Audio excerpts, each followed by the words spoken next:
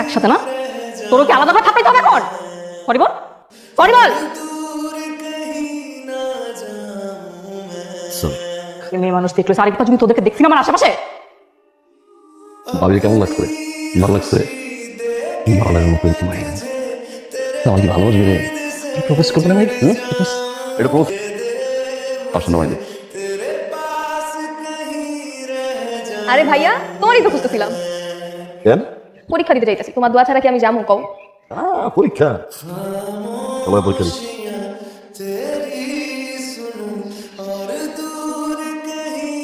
আমি বুঝি, আমি নীল, ভাইয়া ছোট বোন। মানুষের স্বপ্ন পূরণ করতে ভালো লাগে, আমি স্বপ্ন দেখি না। খুঁজছিলেন কাউকে? অটো খুঁজছিলাম। এখন কিন্তু আপনি আবার রিকোয়েস্ট করেন না আপনার বাইকে উঠতে হবে। রিকোয়েস্ট করতে হবে কেন?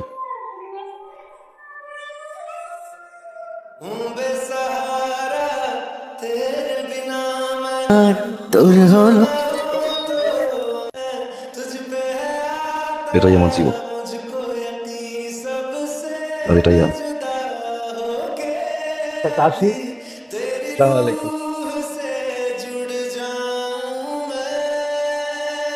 বাবা, ওনারা এখানে কারা? ওনারা তার আগে বল নূরকে। বাবা নূর, রোহি, আমি শুধু আত্মসম্মানের জন্য অনেক কিছু বিসর্জন দিয়েছি, আর তুই সে আত্মসম্মানটাই নষ্ট করে দিলি। যে কর্ম, এগুলো আমার বাবা আমার পরিবার কোনোদিন মেনে নেবে না। আমি জানি না আমার বাবাকে, আমার মাকে, আমি জানি না আমি কোন বংশের ছেলে, কি আমার পরিচয়, বাবার আদর কেমন হয়, মায়ের স্নেহ কেমন হয় তাও জানি না। আমার মতো একজন ছেলে এরকম লাইন আসবে এটাই স্বাভাবিক, কারণ তার জীবনে হারানোর মতো কিছু নেই। কিন্তু এখন আমার জীবনে হারানোর মতো ভয় আছে। একজন আছেন যাকে আমি কখনোই হারাতে চাই না, রবি। আমি রবিকে অনেক বেশি ভালোবাসি, রবিকে কখনোই হারাতে চাই না। রবির জন্য সব করতে পারি। ছোটবেলা থেকে বাপ্পার পরে যাকে মেনে আসছি সে আমার একদম ফালাই দেবো। এসেছিল যার না আছে আমাকে হারানোর ভয়, না আছে আমাকে পাওয়ার ইচ্ছা। নূর, আমি চলে যাচ্ছি। আমি সব সয়ে নিতে পারবো, কিন্তু কোনো মেয়ের সম্মানে হাত দিবে এটা মানতে পারবো না, মানা উচিত না। আমি পুরো পৃথিবীর সাথে তোমার জন্য লড়তে রাজি আছি, নিজের সাথে, কিন্তু তোমার সাথে আমি পারবো না। শুধু বিশ্বাস ভাঙতে আবার তৈরি করে নিতাম। তুমি আমার অহংকার, আমার নূরকে আমার চোখে ভেঙেছ। এই শহরে আবার ফিরবো কিনা জানি না, কিন্তু তোমাকে আমি কখনো ভুলতে পারবো না। আর এই ভুলতে না পারাটাই আমার জন্য সবচেয়ে বড় ব্যর্থতা।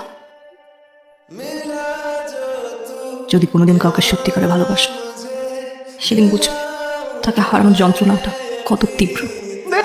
ঠোঁটে লেগে থাকে এক জারো ফুলের মতো, গেলে ধরা যায় না।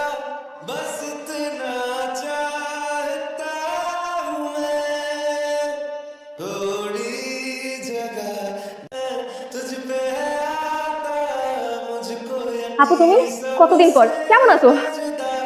তুমি আমাকে দেখে না দেখার ভান করলাম না তো। কেমন আছো? আমি ভালো আছি, দেখে তো লাগতেছে না ভালো আছো। আরে কি বলো, ঠিক আছে আমি। তুমি আমার থেকে পালাচ্ছ কেন? পালাবো কেন? তোমার দেখে আমি পালাইতে পারি কও? আমি অনেক বড় অন্যায় করে ফেলছি আপু, আমাকে ক্ষমা করে দাও। তার কথা তো মনেই নাই। আর মার ভালোবাসা কেমন হয় বুঝলা গেছি। সে 8 বছর বয়স থেকে তুমি আমারে আদর যত্ন ভালোবাসা দিয়ে বড় করছো। তোমার নামে আমি এত বড় অপবাদ কেমনে দিব ভাইয়া? আমারে তুমি মাফ করো, দরকার হয় এতিমখানা দিয়া হোক, তাও তুমি আমার এত বড় পাপ করতে কইও না ভাইয়া। ভাইয়া যেভাবে বলতে ঠিক সেভাবে করবি, আর কোনো কথা বলবি না। নূর এটা কেন করলো? কি জন্য করছে, কেন করছে? বিশ্বাস করো আপু, আমি কিচ্ছু জানি না। কে জানে? আমি জানি এই পথ ছেড়ে চলে আসবে, কিন্তু আমি জানি তুমি পারবে না। আর পারলেও সেটার ফল ভালো হবে না। আমি তোমার কাছে হাত জোড় করে অনুরোধ করছি, আমার মেয়েকে যদি সত্যিকারের একটুখানিও ভালোবেসে থাকো, আমার মেয়ের জীবন থেকে তুমি সরে যাও, আমাদেরকে একটু শান্তিতে বাঁচতে দাও। মন কোথায়?